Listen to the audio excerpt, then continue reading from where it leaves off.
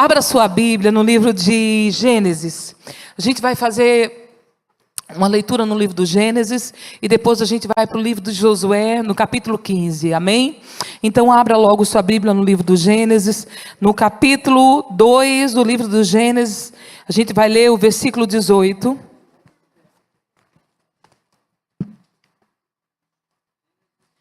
Gênesis capítulo 2. E eu me alegrei tanto com o testemunho deles, o testemunho de fidelidade desse casal. Cadê eles? Estão por ali? Ali. Ela está ali, mas ele está ali, né? E eu me alegrei tanto. E eu falei para Dário, é sobre isso que eu vou pregar esta noite. É sobre as conquistas de uma vida dois e os seus desafios.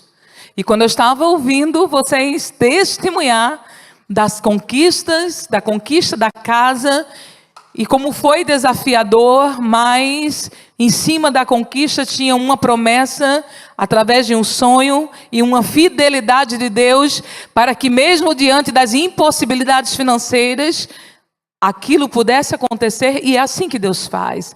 E que bom que vocês caminharam em oração, para que essa conquista pudesse ser real. Então a gente vai ministrar sobre isso.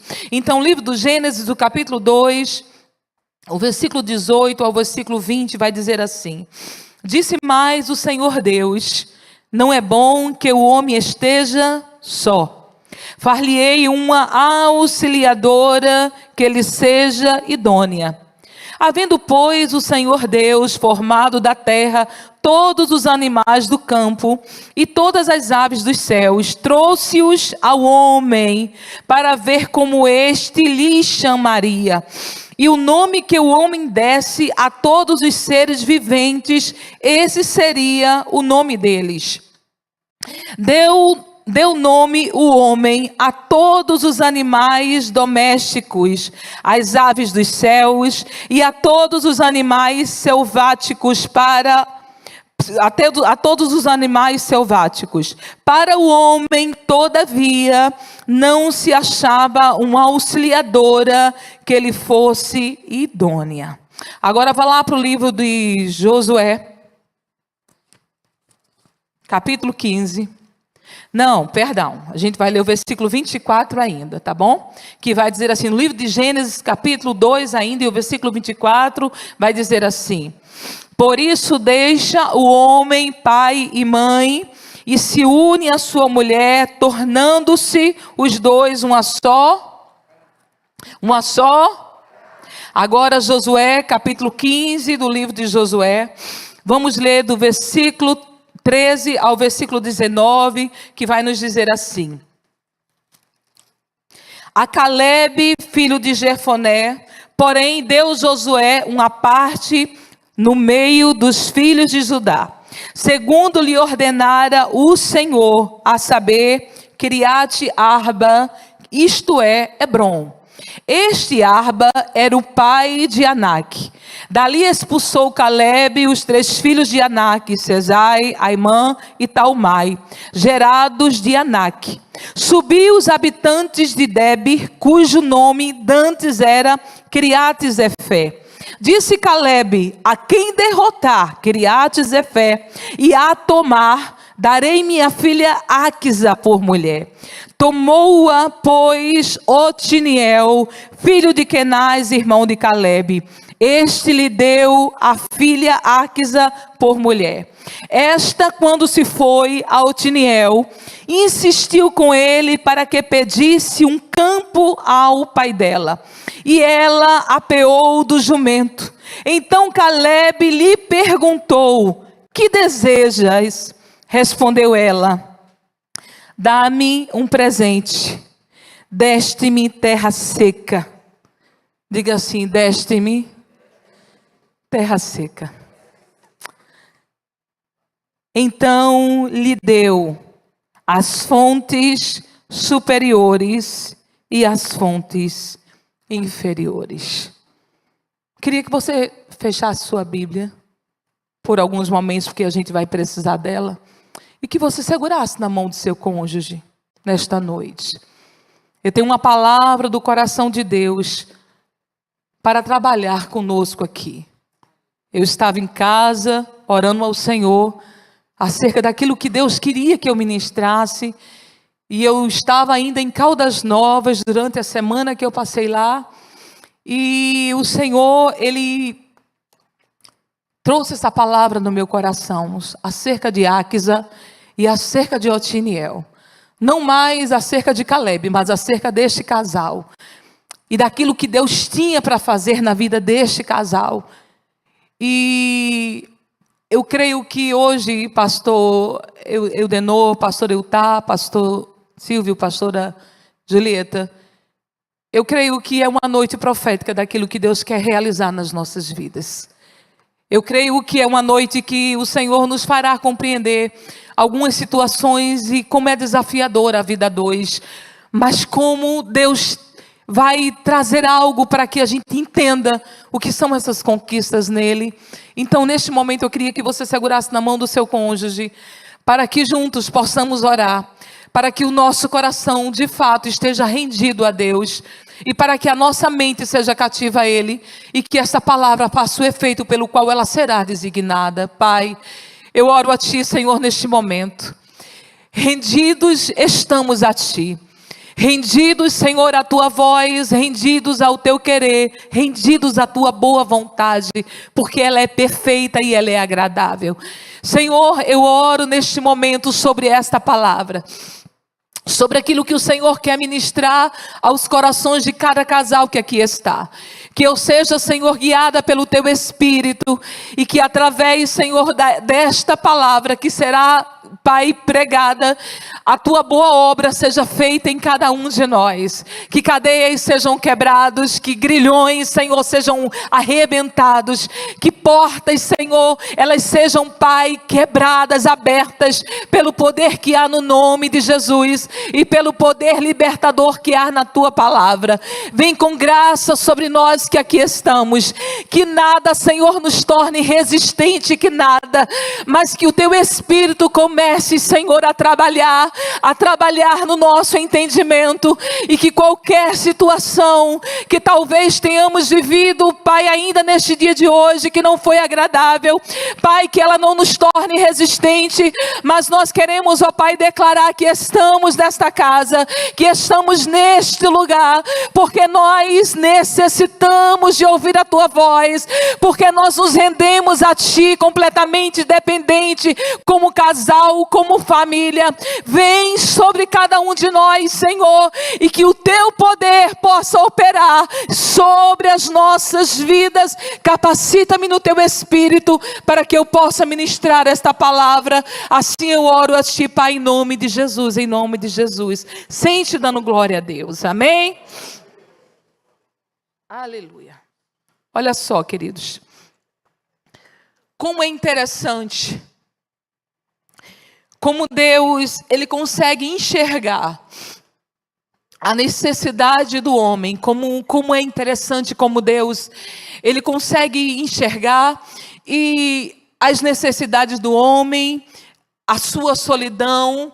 Mas não apenas isso, Deus não enxerga apenas a necessidade do homem, a sua solidão, mas como Deus, Ele percebe, como Deus, Ele vai organizar uma auxiliadora que seja idônea, para que através desta auxiliadora, esse homem, ele consiga ser completo, e ele consiga desenvolver tudo aquilo que Deus o capacitou e colocou nele como habilidades para que ele pudesse desenvolver.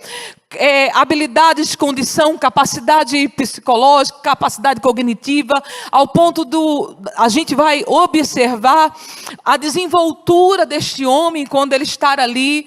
Deus permite que ele tenha essa liberdade em colocar os nomes nos animais, e ele vai fazendo isso. E como é interessante quando Deus, ele diz assim: não é bom que este homem ele esteja só. E quando é que Deus faz isso? Exatamente nesse momento que Adão está desenvolvendo essas capacidades, neste momento que Adão está desenvolvendo uma habilidade de olhar para aqueles animais e colocar o nome dele. Deus olha para ele e diz: não, eu preciso fazer para ele uma auxiliadora que lhe seja idônea. Então, olha só, essa palavra auxiliadora é a expressão de uma mulher que tem a capacidade de ajudar este homem, sem ela ser inferior a este homem. E o que seria esta palavra auxiliadora idônea? É uma junção, no hebraico, ela vai vir acompanhada de duas palavras, que é ezer, diga assim comigo, ezer.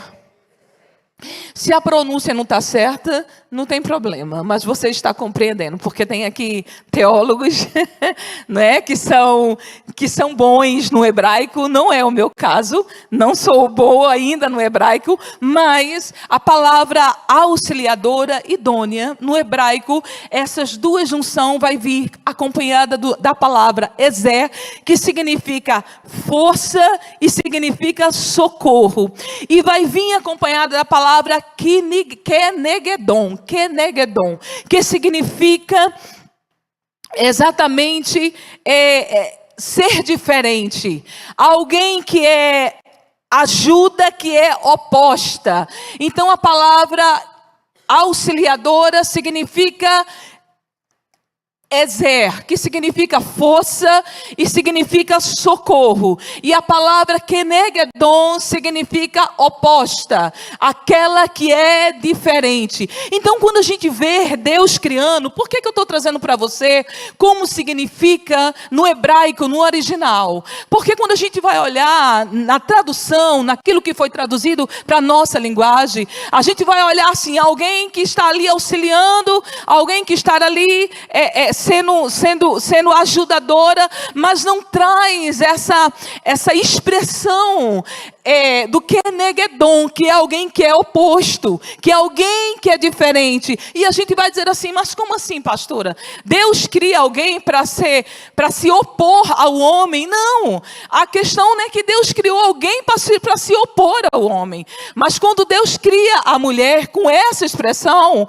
com essa finalidade, é que de fato ela seria diferente deste homem, e aquilo que ela traria, aquilo que ela iria acrescentar, ela iria trazer como mulher. Então Deus não cria uma mulher auxiliadora simplesmente para auxiliar o homem, sem trazer uma oposição. Ela vai trazer essa oposição, e eu quero explicar para vocês o que seria essa oposição, o que seria essa diferença. Seria nessa questão auxiliadora, seria nessa questão ajuda, para completar e para fazer com que o homem ele fosse completo.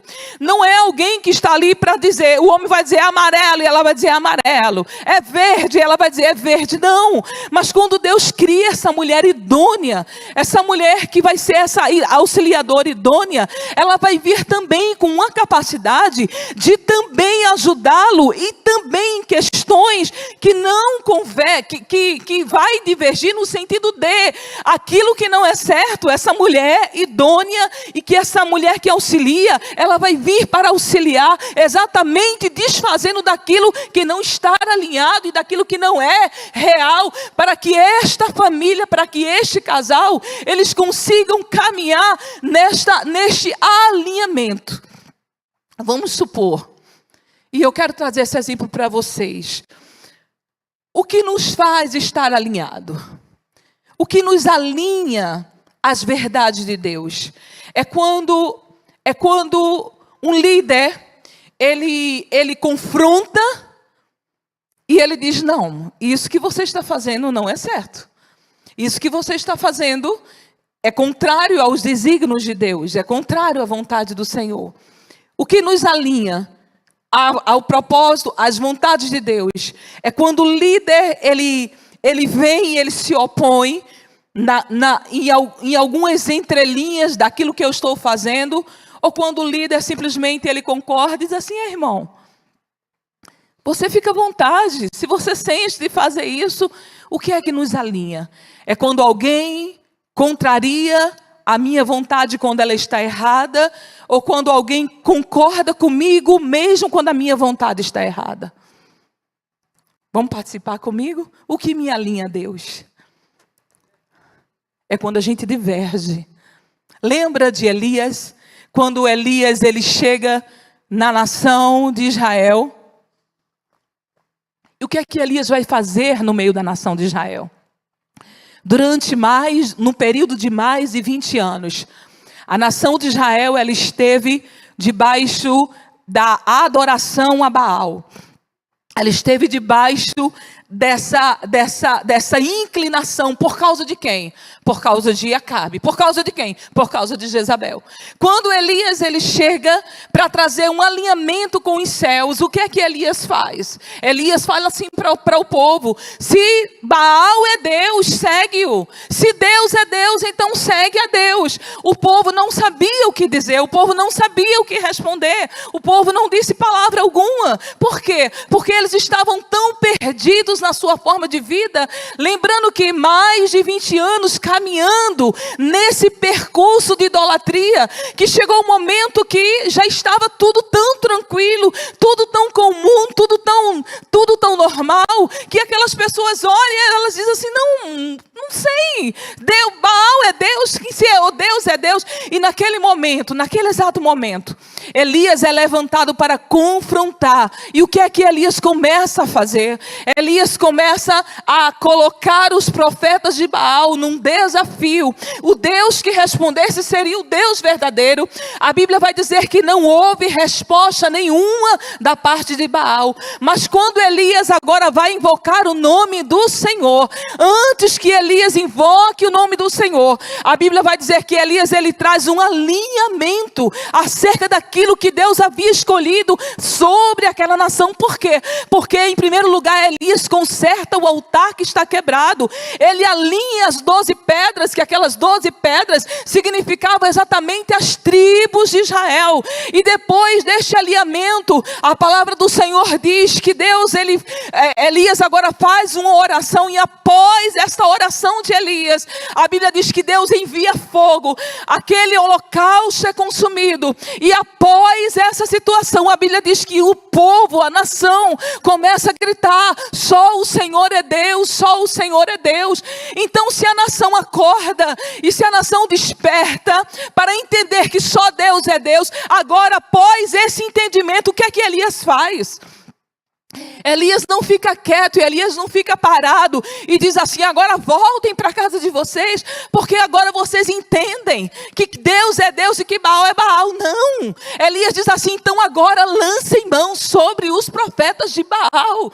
E a Bíblia diz que a nação, o povo lançou mão deles, fizeram com que eles descessem até o ribeiro de Quizon, e lá Elias o matou à espada. E o que isso significa? Se não houver confrontamento, queridos, se não houver alguém que de uma certa forma nos guie, nos dirija, não apenas concordando, mas olhando o que é certo, olhando aquilo que é real, e nos diga: não, Neide, a sua decisão ela não é alinhada. Não, Dário, a sua decisão ela não está de acordo com o que Deus quer para a sua vida. Não há alinhamento. E se não há alinhamento, queridos, não há possibilidade de, como casal, como família, a gente conquistar uma vida a dois, aquilo que Deus tem e aquilo que Deus quer para cada um de nós. Vocês entenderam?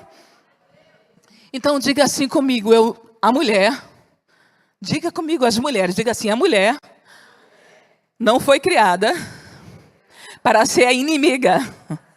Diga assim: inimigo não se preocupa com o bem-estar do seu cônjuge. Diga assim: quem se preocupa com o bem-estar é aquela que foi erguida para auxiliá-lo a não tomar as decisões erradas. Amém? Por que eu estou dizendo isso? Porque nós estamos, irmãos, vivendo um tempo de acomodação. Acomodação no que se diz respeito, eu não quero mexer com isso. É melhor deixar isso quieto do que eu ter que expor de ter que trazer isso às claras. Porque isso mexe com status. Se eu tiver que expor muita coisa, eu vou ter que mexer em status. Nós fizemos parte de uma igreja que depois que a gente, antes no caminho para sair desse lugar, da igreja que nós estávamos congregando, vem à tona muitas situações, muitas situações. Uma delas é que havia uma situação moral na vida dos próprios pastores, do próprio pastor da igreja. E quando a gente olha tudo aquilo, e eu digo assim, mas eu não acredito que essa esposa, durante esse tempo todo, ela não percebeu, ela não viu nada, ela não entendeu nada. Sim, eu, na minha concepção, será que não viu? Será que não percebeu? Até onde tudo isso está escondido? Depois, vêm as informações, quando se tem que confrontar e tem que expor algumas coisas, eu também vou perder muita coisa. Então, por causa disso, é melhor não confrontar e é melhor não mexer, e eu não perco os meus status e não perco aquilo que Deus tem para a minha vida. Eu não sei se vocês estão entendendo o que o Senhor quer falar conosco aqui neste lugar. Eu não sei se vocês estão entendendo o que é que o Senhor quer trazer sobre a nossa vida nesta noite. Mas quando Deus, Ele faz, e Deus levanta a mulher com este propósito, com essa intenção, é justamente para que homens não vá para o abismo. Quando Deus une um casal e Deus diz assim, agora vocês são agora por isso se torna o homem uma só carne. Por isso deixa o homem pai e mãe e se une à sua mulher e os dois vão se tornar uma só carne. E quando a gente vai olhar isto, é algo, queridos, que de fato vai mexer com a nossa estrutura e vai nos levar agora por um outro caminho, um caminho do confronto, um caminho que vai nos levar muitas vezes a chorar, mas muitas vezes vai nos levar para o caminho da vitória. E como é que a gente vai compreender? Eu fiz uma correlação para que vocês pudessem entender acerca da vida do homem e da mulher com agora Otiniel e com Áquisa. É possível a gente compreender essa dinâmica da conquista, as conquistas de uma vida a dois e os seus desafios, através da vida de Áquisa e da vida de Otiniel. Por quê? Porque no primeiro instante, existe um desafio, e neste desafio existe uma grande proposta que Caleb faz. Quando Caleb ele está agora com 85 anos, e Caleb agora ele começa a conquistar as terras que Deus disse para ele que onde ele colocasse a planta do pé, aquelas terras seriam dele. E a Bíblia vai dizer que Caleb, ele conquista Hebrom, mas agora existe o território e a cidade de Debe, e a Bíblia diz que Caleb ele faz uma grande proposta. E qual é a proposta? Ele vai dizer assim, aquele que tomar a Debe, conquistar Kiriat-Zefim, eu vou entregar a minha filha Áquisa. A palavra do Senhor diz que Otiniel ele vai. Otiniel ele conquista, Otiniel vence aquela cidade. Porém existe uma situação na conquista de Otiniel. Que situação, pastora Neide? A Bíblia diz que Áquisa vai dizer para ele, você precisa pedir algo para o meu pai. Depois da conquista, Áquisa fala para Otiniel, você precisa pedir algo para o meu pai, peça campos para o meu pai. Mas não é só isso, ela insiste para que ele faça isso, mas não é apenas isso. Áquisa percebe que aquilo que ela ganha, aquilo que está no seu poder, são terras secas. São terras que se não tem água nela, não adianta trabalhar, não adianta todo esforço naquele lugar, porque será penoso todo o trabalho naquele lugar. Então, nessa junção, o que é que Deus quer? Deus quer uma completude. Quando Deus ele faz isso, Deus quer uma completude. O que é essa completude? É a característica daquilo que vai ser perfeito, daquilo que vai se unir para vir, para trazer a perfeição. Ou seja, eu venço a guerra, eu conquisto terras, porém eu ganho algo que eu não entendo, eu não percebo, que é terra seca. Então é justamente através da vida de Áquisa que algo vai mudar também na vida de Otiniel. Diga assim comigo, é através da vida de Áquisa que algo na vida de Otiniel também vai mudar. Então, olha só, qual é a primeira verdade que eu queria trabalhar conosco aqui nesta noite? Diga assim comigo, o tema, diga assim comigo, as conquistas de uma vida a dois e os seus desafios. Então, olha só, casais que estão aqui nesta noite, para que a gente possa entender, para que a gente possa compreender o que vem a ser essa conquista, a conquista de uma vida a dois, e quais são os desafios dessa conquista. Não é algo simples, não é algo fácil. É através da postura de Áquisa que algo vai vir e vai acontecer diferente, porque a Áquisa vai mesmo, ela se levanta, ela vai, ela pega o seu jumento e ela vai até Caleb e ela pede a Caleb, ela fala para ele, dá-me um presente, você me deu terra seca, dá-me as fontes inferiores e as fontes superiores. E a Bíblia diz que Caleb, ele dá. Por que Caleb dá? Porque eles estão ali naquele momento de vitória, eles estão naquele momento de uma grande vitória, de uma grande investida, mas que também foi uma grande vitória. Então, o primeiro ponto, a primeira verdade que eu queria trabalhar conosco aqui nesta noite é o que precisamos compreender acerca das conquistas de uma vida a dois. Diga assim comigo, o que nós precisamos aprender acerca das conquistas de uma vida a dois. Você está anotando isso aí? Quem está anotando, glória a Deus por isso. Olha só, o que é que eu preciso em primeiro lugar? O que é que eu preciso aprender acerca das conquistas de uma vida a dois? Eu preciso compreender. Eu preciso aprender. Diga assim comigo, eu preciso aprender a ouvir o outro, quebrando as barreiras da individualidade. O que é que a gente precisa entender aqui nesta noite? Acerca das conquistas de uma vida a dois. O que é que nós precisamos aprender?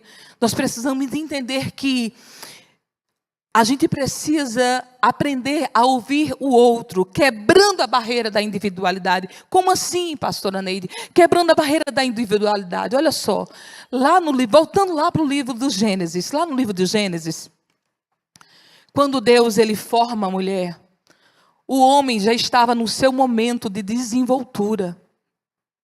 Por quê? Porque a Bíblia vai nos dizer que o homem estava ali, dando nome aos animais. O homem já estava ali em desenvolvimento. O homem ele não estava parado, sentado e dizendo assim, está faltando alguém para vir aqui, para me ajudar, para me orientar. Não, o homem estava em ativa. O homem estava numa vida ativa. E quando a gente vai olhar a vida também de Otiniel, a gente vai ver que Otiniel não estava parado. Otiniel era um homem de guerra. Otiniel era um homem que entrava para pelejar. Então ele era um homem estrategista. O que é que a gente entende com isso? Quebrar a barreira da individualidade. O que significa quebrar a barreira da individualidade para ouvir o outro, para conquistar? Sabe o que significa dizer? Que nós temos, queridos, história. A minha história, ela não começa quando eu caso, não. A minha história, ela começa, bem antes. Existe uma individualidade em mim. Existem as conquistas que eu tive sem precisar que o outro me dissesse.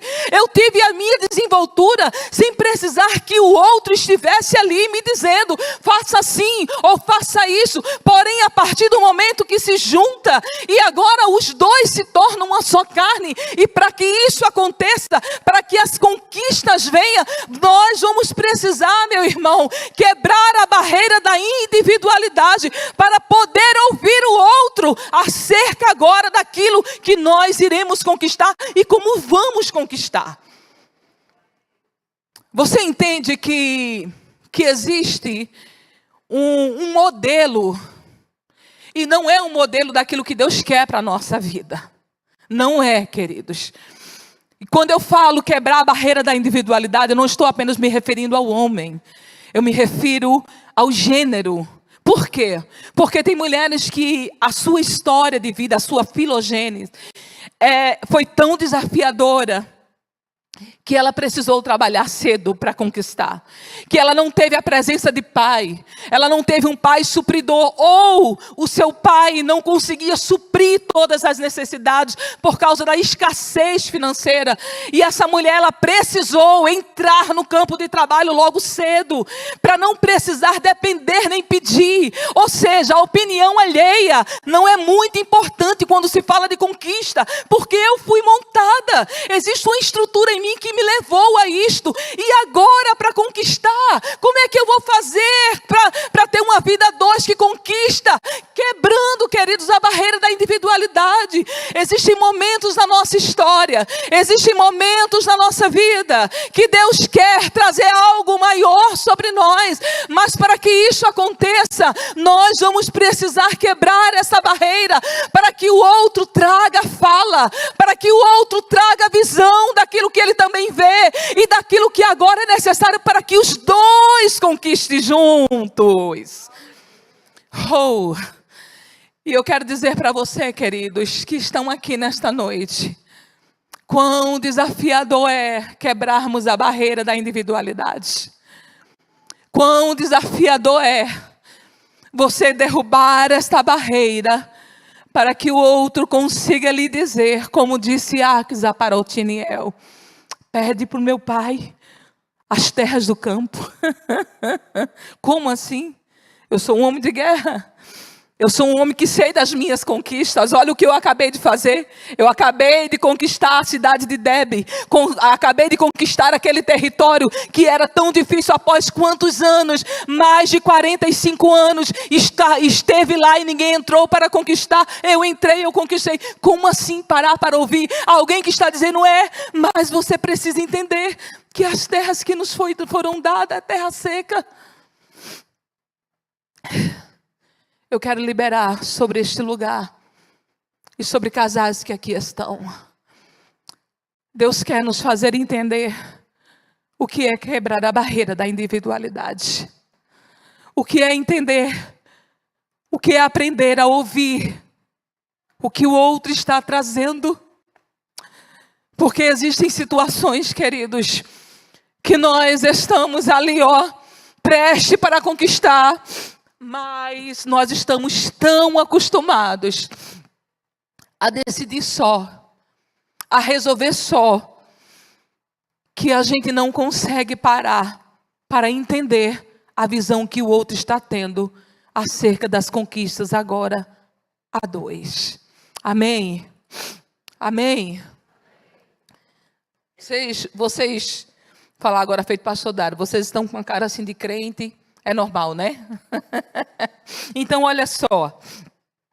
Quando nós falamos de quebrar barreiras, o que é que eu estou tentando trazer para vocês? Quando a gente fala de quebrar barreira, nós não estamos falando, casais que estão aqui nesta noite, em seguir algo um segmento que é errado. Como assim? Tipo, por que Acabe pecou? Porque ele ficava ouvindo Jezabel. Por que Adão pecou? Porque ele ouviu Eva. Não é sobre isso, não. Não é sobre seguir, tá? Então, não é sobre você ficar ouvindo um segmento errado, não. Mas é sobre alguém que está tendo uma visão ampla, não apenas do texto, mas de um contexto em si. Por quê, pastora Neide? Porque, veja só, não é sobre aquilo que está se conquistando, mas é a falta que está tendo naquela própria conquista. Deixa eu explicar. Sabe quando falta algo e alguém está tentando dirigir um ao outro, e agora eu não vou dizer apenas a mulher, porque tem mulher que é dura para ouvir, e tem homem também que é duro para ouvir. Mas sabe quando há uma conquista, está se faltando algo, alguém está tendo uma visão ampla, não apenas do texto, mas do contexto em si. E o que significa não apenas do texto, mas do contexto em si? Significa dizer que não é sobre o que você conquistou, mas é sobre o que está faltando. Porque às vezes, irmãos, dá impressão, a gente ouvindo casais, a gente sentado ali, até mesmo na vida diária, a dois, dá a impressão que alguém está dizendo, mas eu conquistei Debe, foi a força do meu braço, e você diz assim, não, Mas é sobre o que você conquistou. É sobre o que está faltando ainda para a gente conquistar. Aí alguém diz assim, não, mas poderia ser mais grato. Poderia, pelo menos, reconhecer a minha conquista. Não, queridos. Não é sobre reconhecer ou não reconhecer a sua conquista. É o que está faltando no meio dessa conquista. É a gente entender o que é que está faltando aí. O que é que falta? E você conquistou. Você é um homem valente. Você é uma mulher corajosa. Mas no meio dessa conquista, o que é que está faltando? Diga assim comigo, falta. Diga assim, falta terras que tenha água. Diga assim, olhe para o seu cônjuge e diga assim para ele, falta terras que tenha água, querido.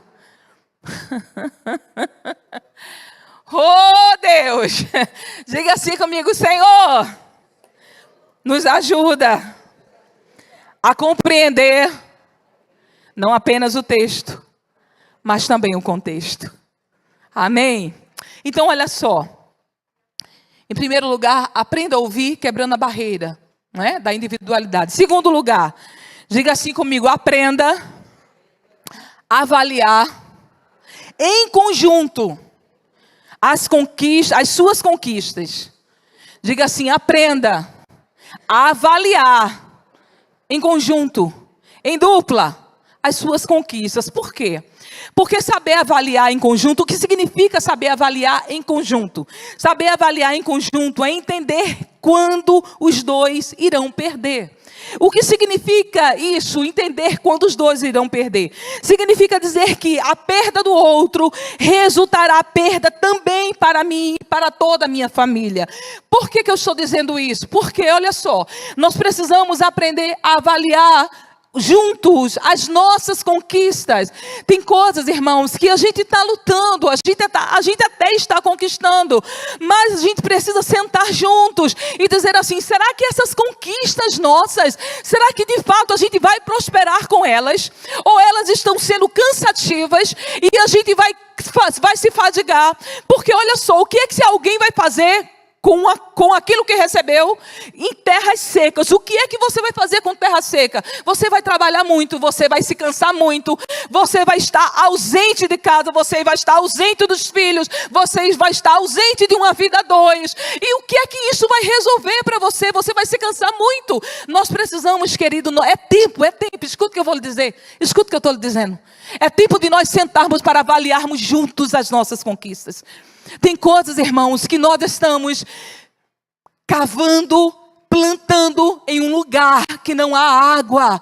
Então o seu trabalho, o seu esforço, o que é que vai adiantar? Nós precisamos sentar juntos, eu e Dário precisamos sentar juntos e dizer assim, Dário, será que esse esforço nessa terra seca vai valer a pena? E sabe por que eu estou dizendo isso?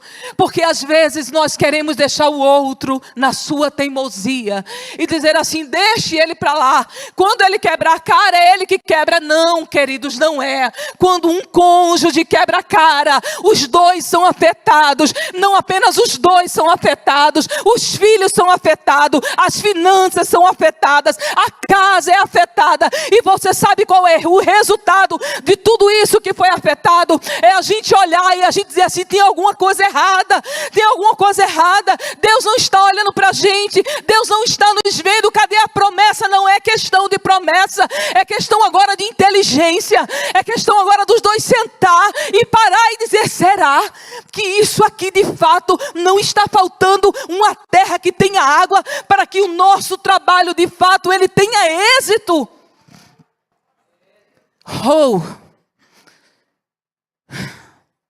Eu estava conversando com o pastor Dário há uns meses atrás, diante de grandes desafios que nós começamos a enfrentar.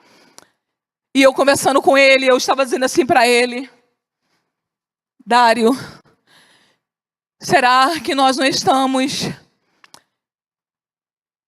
lançando muito em uma terra que está seca?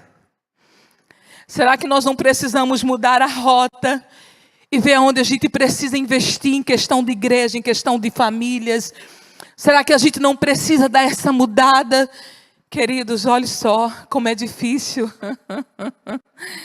Como é difícil você quebrar uma rotina, um hábito de situações. Não, mas o modelo já é esse há tanto tempo. Criaturas de Deus, filhos de Deus que estão aqui, em nome de Jesus, em nome de Jesus. É tempo de nós permitirmos e nos permitirmos juntos, avaliar, irmãos, as nossas conquistas e dizer assim: de fato, eu estou tão exausto e é por causa disso que nós estamos exaustos. Às vezes nós não queremos abrir mão daquilo que nós recebemos, porque achamos assim: mas eu vou perder isto. Irmãos, não é que você vai perder, é que isso que você está insistindo, que está ali desgastando, não é terra que tem água. Então o teu trabalho você não vai ver florir. Deus quer dar uma direção para nós que estamos aqui como casais.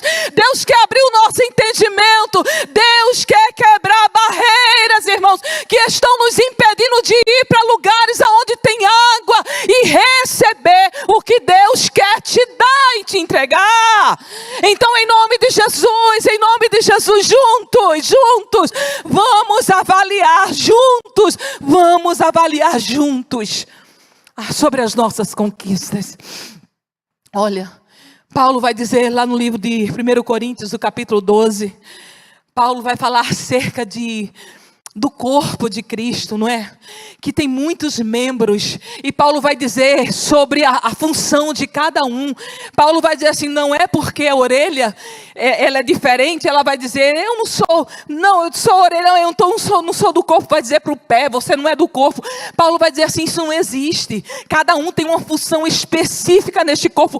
Paulo vai usar a metáfora realmente de um corpo físico para mostrar o que é a estrutura de uma igreja. E agora eu quero trazer sobre a nossa estrutura como casal. Eu sou diferente, sim, e nem por isso eu vou dizer: mas eu não estou nem aí. Como não estou nem aí? É o meu cônjuge. Nós somos agora uma só carne. E Paulo vai dizer lá no versículo, se eu não me engano, no capítulo 12 e o versículo 26, Paulo vai dizer assim: porque se um membro sofrer, os outros não são atingidos.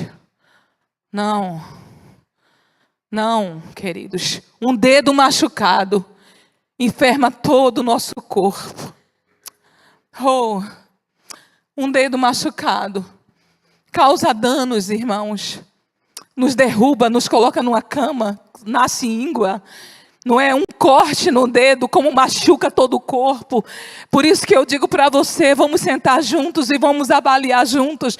Porque se o outro está, irmãos, batalhando tanto em uma terra seca, é preciso nos levantarmos. De que forma? Entendendo que a minha palavra, ela vindo como um grande direcionamento, ela pode mudar este contexto dessas terras secas. Amém? É isso que Deus tem para a nossa vida. É isso que Deus quer. Mas eu estou trabalhando tanto para dar o melhor. Sim, queridos. Mas será que essa terra não está seca, não? E por conta disso, todo mundo está padecendo de sede. Porque não há como saciar. Deus. E a gente tenta saciar essa sede, e agora eu estou falando não sobre uma sede literal, mas sobre uma sede espiritual.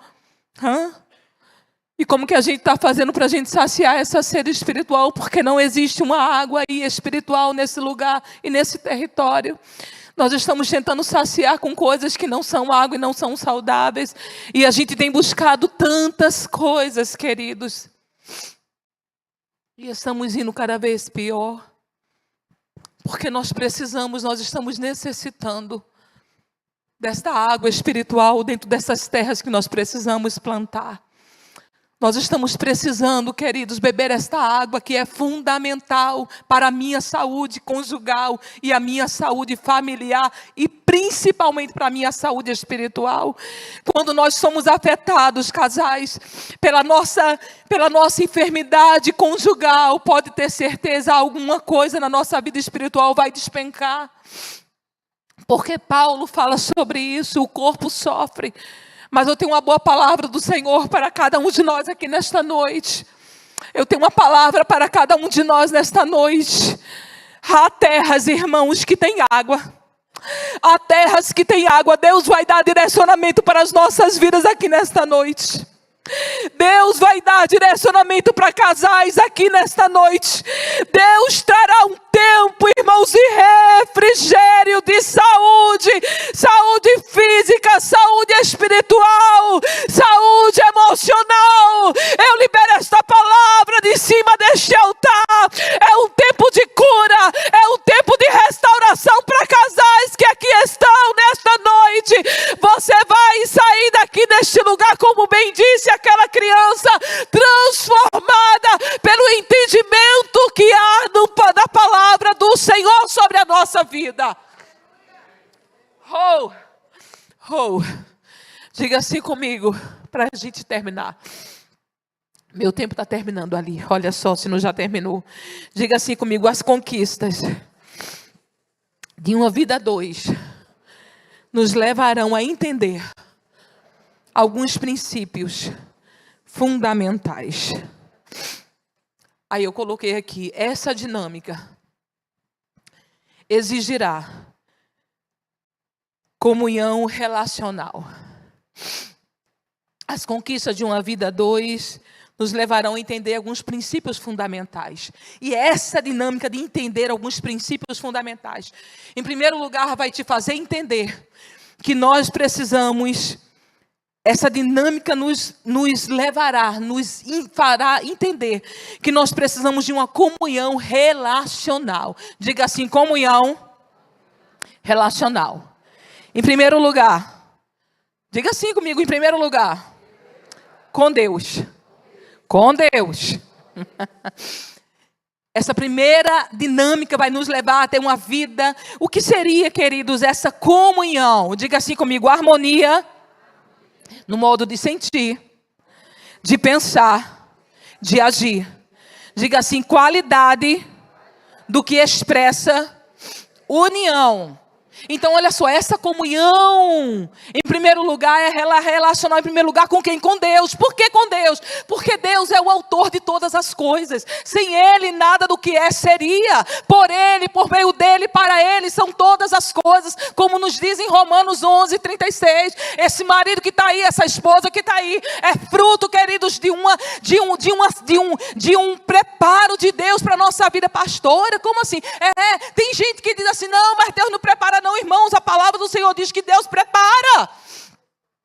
É Deus quem prepara, e eu tenho plena convicção, porque foi Deus quem preparou o meu marido para mim, numa oração que eu fiz. E olha só, deixa eu dizer uma coisa para vocês aqui nesta noite, tá? Eu não sei em que nível nós estamos espiritual. Eu não sei em que nível nós, e eu vou dizer nós, porque eu não posso me ausentar disso. Pastor Ireneu, pastor Ail, tá? Mas até que nível espiritual nós estamos tendo com Deus? Qual é a relação que nós estamos desenvolvendo com Deus? Ao ponto de saber quem Ele é e o que Ele quer fazer e como Ele faz as coisas. Nós estamos assim, irmãos, sendo ensinado. Escreva no papel e descreva como você quer. Senhor, eu preciso falar isso aqui. Porque talvez nós não estejamos com o nosso entendimento aberto para entender acerca de quem é Deus. Tem coisas, irmãos, que não é você desenhando para Deus, não. É você pegando o projeto. A Bíblia diz que Ele é o construtor. É Ele quem é o edificador. É Ele quem faz. Quem foi que deu? Está lá no livro de Jó. Quem foi que aconselhou? Quem foi que deu conselhos para Deus? Quem foi que sentou com Deus e ficou aconselhando Ele em como formar o mundo, em como fazer o mundo? Não, irmãos, isso não existe. Existem situações que Deus quer nos entregar o projeto. E a gente está lá desenhando no papel: eu quero isso, eu quero isso, eu quero aquilo. Aí estou eu lá na minha adolescência, com 15 anos de idade, movida por quê? Movida pelo aquilo que a gente vê na TV, por aquilo que a gente via nos contos dos filmes. Aí estou eu lá escrevendo: eu quero um namorado de olho azul. Preste atenção para você entender qual é o nível de relacionamento que você e eu estamos tendo com Deus. Isso é sério, querido, isso é perigoso. Nada contra, tá? Os olhos azuis, não é isso não, você vai entender o que eu vou falar. Qual era o projeto que Deus tinha para a minha vida? Estou eu lá descrevendo. Aí, estou eu lá botando um altar do Senhor. Aí o Senhor deixa de ser doida, Neide. O que tu estás descrevendo para mim não é o que eu tenho para tu. Tu vai encontrar com ele numa festa de 15 anos. E o que eu vou fazer brotar vai entrar tão profundo que não é uma coisa artificial, mas é uma coisa que eu estou criando, eu estou fazendo, eu estou montando, porque eu sei das suas necessidades, eu sei o que você precisa. E todos que eu conheci de olho azul não valia nada com nada. E minha mãe dizia assim, minha mãe ainda dizia, olha bonita, não dá comida canário, menina, é tudo caba safado. Eu dizia, mãe, não mãe. Minha mãe dizia assim, menina, vai orar.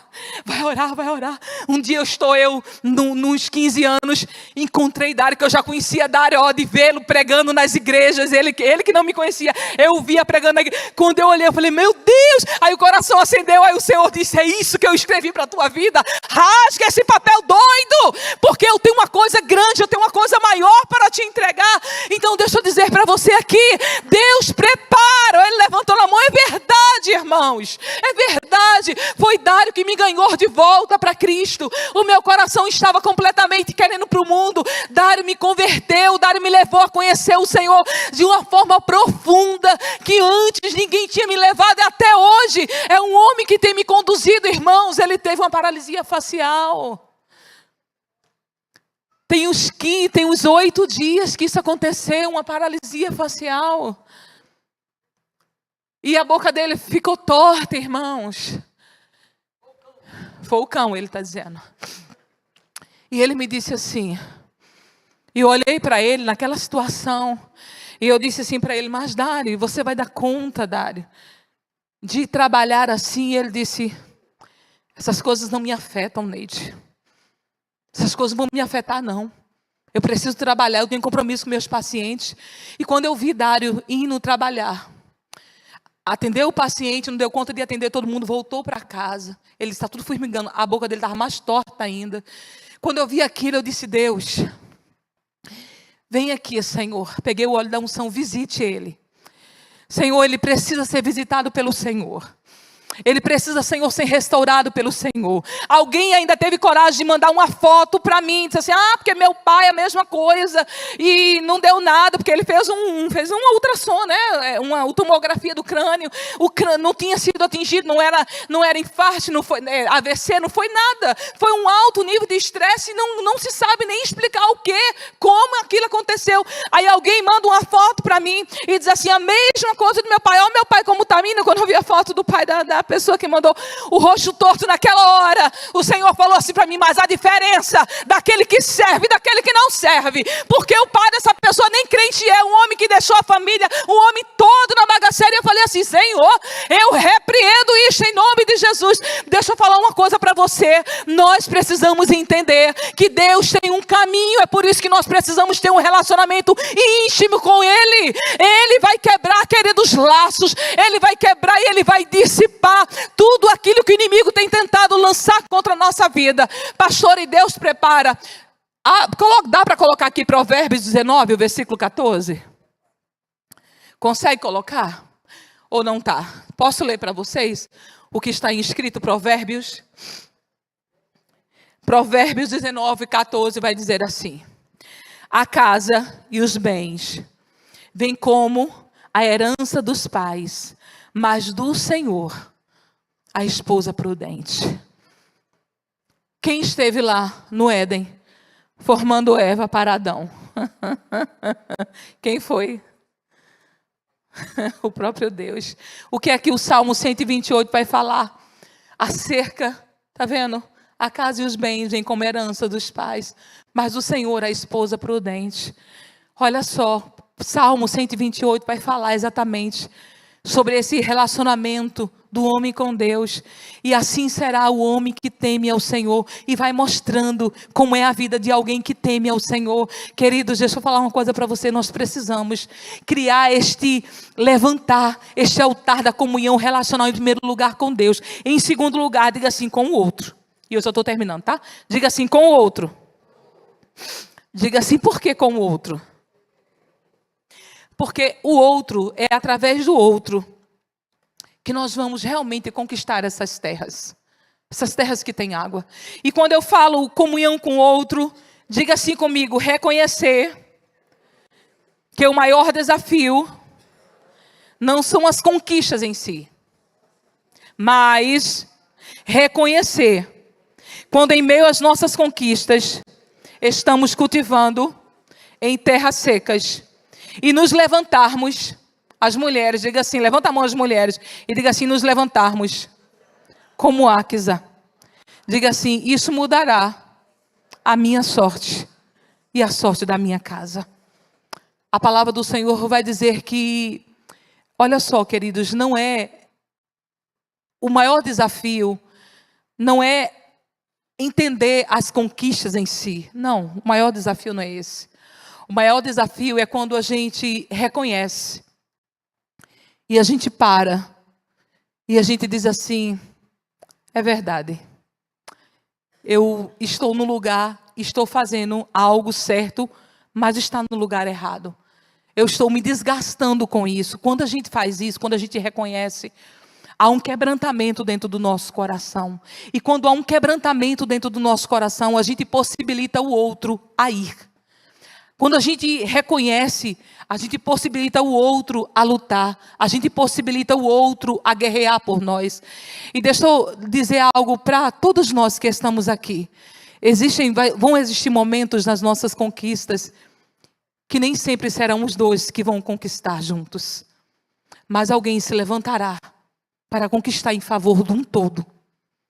A Bíblia diz que Áquisa, ela se levanta. Ela insiste com Otiniel. Otiniel não vai. Mas ela vai. E quando ela vai, através dela, através da postura dela, você entende que Áquisa podia ter concordado com Otiniel e ter dito: é verdade, você não quer as terras, tudo bem. Mas você lembra do Kenegedon, que é alguém que não vai, que é diferente, que vai se opor. Não, eu não aceito isso aqui. Peraí, Deus, calma. Ele não vai, mas eu vou me levantar e eu vou atrás dessas terras. Eu vou pedir sim a meu pai. E a Bíblia diz que Áquisa se levanta. E quando Áquisa se levanta, queridos, ela vai até o pai dela. E ele não dá apenas as fontes inferiores, mas ele dá também as fontes superiores. O que isso significa para nós que estamos aqui nesta noite? O que isso significa para a minha vida como casal?